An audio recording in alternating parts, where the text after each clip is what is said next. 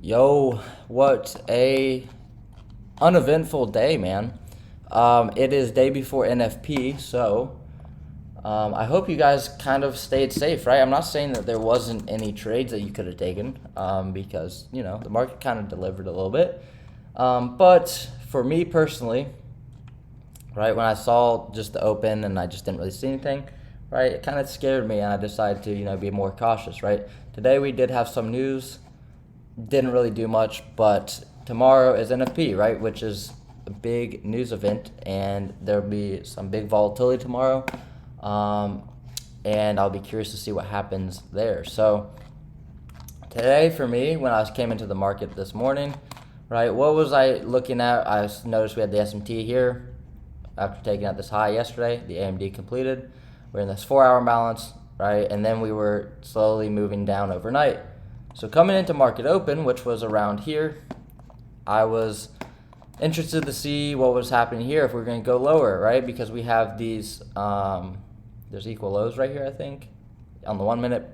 And then we have yesterday's low and then the low from Tuesday, right? So I wanted to see that be the draw. I do still think that this could be the draw in liquidity because just this reaction, right? This 15-minute is still holding pretty strong. This 5-minute as well is holding. So we had equal highs above here, right, that we ran off open.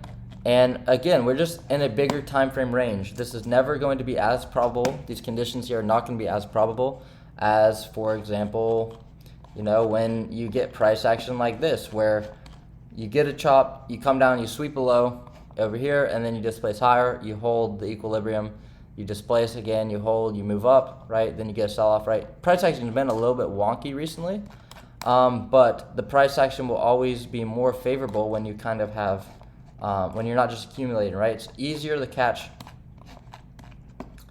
a move. This was CPI, so it's been a really tough last little bit of time, but like these moves here make more sense, right? Whenever you get a price run like this, where you sweep out a low, sweep below, you start getting displacement, you hold imbalances, and you move all the way up, right? There's a data low here, right? We swept out a high. We swept a high here. We displaced lower. There's probably something going on in the lower time from here. And then we come take out this data low, and then we trade lower. We take out the Asia or London low, and then we take out this low from probably the previous day, right? Price action moves and it makes more sense when price is, moving, not just chopping in a range. And it kind of gives you a lot more opportunities, whereas the last little bit we've kind of just been chopping. And even though we've been chopping, doesn't mean you can't find anything clean. Yesterday I thought was a very clean day. This expansion move up here made a lot of sense and it delivered really well. But then when you wake up and it's back-to-back AMD days, and this is the 5-minute from the overnight, right, from midnight on here, this is just a lot of chop. So market open did its job, right? The delivery made sense. We accelerate up, we displace, we hold this 5-minute fair value gap, we hold this order block, we come back up higher, and then we run the draw on liquidity, which we also now have a 3 drive. 1, 2, 3, again, supports bearish confluence. And if you did want to look for shorts, right, I'm not saying there was no trade today, just me personally, I wasn't trying to get involved in such crazy movement because I wasn't long biased going into the morning, so the market plays out. And we end up having another SMT at this high. But we get this displacement, so we swept the high here, and we displace lower. We hold this 5-minute, or we make an inverse fair value gap here on the 5-minute. So we mark that out. We inverse, that shows bearish price signature. And we inverse this 5-minute. We come back up to the equilibrium or consequent encroachment of it, and then we inverse this 1 minute here. So this would be a all right short right here. And notice how this was the short entry, and notice kind of how price has been respecting that level. It's kind of interesting. Not really saying that that's the reason why or whatever, but if you got in the trade here, you would definitely take some partials maybe here, here, and here. Probably get stopped at break even, this 5-minute balance. But price has been really crazy. So the price delivery wasn't horrible, right? We swept the high, we inverse the 5-minute, we come up, we displace lower. It did its job for sure. But then it's just everything going on here. I mean, these are big moves. This is a 113 points. This move up is 100 points. This move back down is 114 points. This move up is 118 points. This move down is 100 points, right? Like, these are big moves. This move here was 136 points. So there's been a lot of movement on both sides of the market, and that is always a little bit tricky to navigate because, if you did short here, you've been retested your entry twice, and this 5 minutes been holding pretty strong. We just broke the consequent encroachment of the 5 minutes, so now I could expect a follow through. But again, I'm not going to say that we're going to go flush the lows because we've been failing to take out the lows for a while now. So that's kind of like the market review, the recap of like what I saw. But I kind of want to just mainly talk about psychology stuff because again, there's not really much going on in the charts for me personally that I really liked. And again, I would love to hear your guys' comments about like trades you took. I'm really curious today, especially if you guys took any trades, and why or why not, why you didn't or did, right? Because for me today, I just didn't really like anything. I wasn't really confident in much, and especially now it's 11 o'clock, so there really would be no opportunity for me. Yeah, I mean, I'm just, these days are the days where it's always a little bit frustrating because, you want to take a trade and you want to be able to make money, but, and that's why I want to talk about with psychology-wise, is that, yeah, I mean, I wanted to make money today. My account is still where it was. I locked my account, being disciplined, no trades, right? And we're starting to see a lot of progress with our psychology, right? This week, Monday, we didn't trade. Tuesday and Wednesday, I could have done better this day, but we came out ahead, right? We took some good trades. And yesterday was a perfect day. I did everything I needed to. I could have made more, obviously. I traded one micro. I could have made more, but we did everything. And then today, no trades. So this week, we really had, 4 good, solid days of being disciplined. Friday, we'll see what happens, right? You can always run your week on a Friday if we want examples. Example 1, example 2, and this should be example 3, but I somehow broke even that day with 36 trades and doing a lot of dumb stuff. So 2 examples of really rough days on Fridays, example of a really good Friday, right? It can go both ways. It's just all about how you position yourself and how you, manage your trading. But again, this is a great start to the month. This is a great start to the week. And I'm happy that I didn't trade Monday. I'm happy I didn't trade today. Happy with these trading days. I could have done better here. Again, like I said, I could have maybe made more here. But that's not the point, right? The point is just getting better slowly. And the psychology part, when I break down these stats, is that is really just the account balance, right? We're at 1,117. That means that we are around $1,900 away from passing. And, I really want to pass this account because that's like a big goal for me. That's a big goal because I'm not risking anything crazy. I'm not trading minis, right? If I was trading minis, it'd be a lot easier to pass, obviously. So like if I was trading mini and I need 1,900, then I would just need to hit, that's a $20 per point. I would just need a net 95 points. Net 95 points, right? So what does that look like? That looks like if I'm averaging 25-point trade, I would just need to take 4 winning trades of 25 points. That's 4 trades, right? Yesterday's trade that we took, I made $170. So that would be 170 times 10 because a micro is 10 less the leverage. That's 1,700. I would basically have halfway past my account with 1 trade yesterday. So the reason why I'm trading small size is because I'm trying to just do it authentically. I'm not trying to just pass the account. I'm not rushing to pass my account, right? But I want to pass it really badly. So I need a 1,900 to pass my account.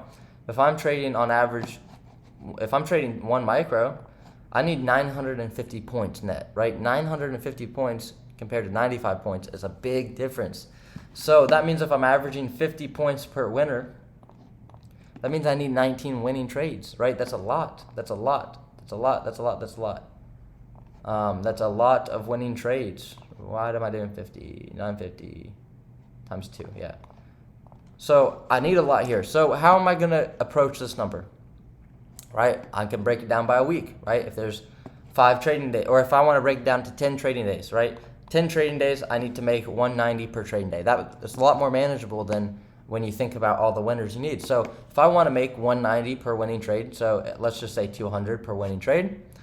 If I'm risking 100, that means I need to hit 2 R's. But if I'm risking 200, I just need to hit a 1-to-1. So then if I ever hit a 2-to-1, that's $400. So let's just say this is a 1-to-1. I need $200 per trade for 10 days. So 10 $200 trades in a row, or net 200 on average for 10 days, right? So to make 200 per trade, what would we need to do? If we trade 2 micros, that's $4 a point. That's about 50-point trades. I would need to hit a 50-point trade to make $200. If I'm trading with 4 micros, that's $8 per point. I would need to hit 25 points. So this gives us a lot better room to work. 25-point trade. So we would need 25 points to average the 200. So that would be a lot easier to hit a 25-point trade, right? So it just kind of, the math breaks down. Obviously, you guys know these numbers. I don't know why I'm really going over this, but just for myself, I guess, it's like this number right here is all consuming, because that's a lot of work to do, right? When the account's only up 1,170, right? That's a nice amount, but it's not even halfway, right? But if I just break it down over even, let's say 20 trading days, I just need to average about a little less than $100 per day, right? I need to come out ahead $100. So what does that look like here? 20 trading days. That looks like 1, 2, 3, 4, 5, 6, 7, 8, 9, 10, 11, 12, 13, 14, 15, 16, 17, 18, 19, 20. 20 trading days left in this month. Exactly. So that means that some days we don't take a trade, so that's $0. Some days we might lose. Some days we win. I just need a net $95 per trading day, right? On average. And that should be doable, because if I'm risking 200 per trade, let's say I have a 65% win rate, and I'm risking $200 per trade, and I have a 1.5 R on average. Times that by 20 divided by 6.5. No, times by 0.65. I got times it by 0.65. Okay, that's not true. Hold up. If I'm making 200, if I'm averaging 200 and I'm getting 1.5, that's 300 per trade on average, right? But then I'm only going to win 0.6% of the time. So 0.65, or let's say 60%. So it's 20 times 0.65 or 0.6 equals, so I'll win 12 trades. So times that by the 300 minus the 208 times, so 1,600. So that would put us exactly at our goal. If we have a 60% win rate, we hit 1.5 Rs, and we risk 200 every trade. That should be more than doable, right? Because I think I have a higher than 60% win rate. I think I can hit higher than a 1.5 R. So we just did the math that would lead us perfectly to our goal. And it's just like, being able to see this can help when you have a day where if I lose right away, you can just end the day red. But there's a lot of issues that I face psychology-wise, just ending days red, taking bad trades. And I'm glad today that I didn't trade today, because these are days where if I take a loss, and I get chopped up in this, then I might get chopped up too much, and I might take more losses, and it's just an unnecessary day to lose 100, 200, 300 bucks, right? There's no need to lose money in this. Look at this price action right here. It's moving a lot, but it's not moving in any direction that makes sense.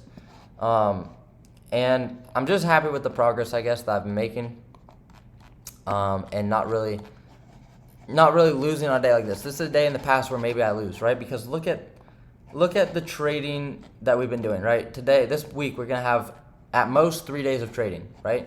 2 days off. Last month, we had 3 days this week, 3 days this week, 4 this week. And notice the week that we traded 4 times, we lost the most. We traded once on this week? Can't imagine that. We traded 1 time this week? That's really weird. 1 trade this week. Oh, I know why. We had another account that we were running. Okay, that makes sense. But this month, right? We traded 4 times this week, just a bunch of small days. We traded 4 times this week. We had a crazy bad day this week. We could have had a bad day this day, right? 2 times, right? I'm trading less often and trying to just get these weekly figures up, right? I'm trying to make more when I do trade. This month was rough, right? A lot of losing days. We had 1, 2, 3, 4, 5, 6 losing days. 2, 3, 4, 5 winning days. We had more losing days than winning days last month. Already this month, we have two winners, right? So we just got to keep stacking these weeks, keep stacking the days, and just not really get chopped up in the crap, right? Like I get really involved in just taking bad things, like this curve, right? This curve is let's change the dates. October, September, August, right? This should bring us all the way. Yeah, it brings us all the way now. So this curve here, boom, we start out winning, we win, and then we have a horrible day. What is that? Negative 460, about $500 loss. Then we make it back on a great winning day, right? Then we don't trade this account for a little bit, and then we take a win, right? We're feeling good, and then we take a horrible loss. That's a $700 loss, $760 loss. Then we take another loss, and then we draw this account out of drawdown, right? We get it all the way back up. We get all the way back up to 51,351. That's all-time high. Then we just go on a losing streak, right? We go on a losing streak. Now we're coming back up. Like this curve, like how long have I been trading this? Like how many trading days have I had? I've had, I don't know where it says. How many trading days have I had? Number of trading days. Let's see. I don't know where it says, but let's see here on the P&L, right? I have 1, 2, 29. 1, 2, 3, 4, 5, 6, 7, 8, 9, 10, 11, 12, 13, 14, 15, 16, 17, 18, 19, 20, 21, 22, 23, 24, 25, 26, 27, 28, 29. I've traded 29 days on this account. I'm only up $1,100. That means that across 29 days, pull up this calculator again. Then 29 days, 1,117. 117 divided by 20. Oh, that's not right. 1,117 divided by 29. That means our average profitability is $38, bro. Like we needed to do better. And you know, I'm not gonna just. I don't really have anything else to say out on that because today was just a really boring day, and now I'm just rambling about just, you know, stuff that doesn't really matter to anyone else. But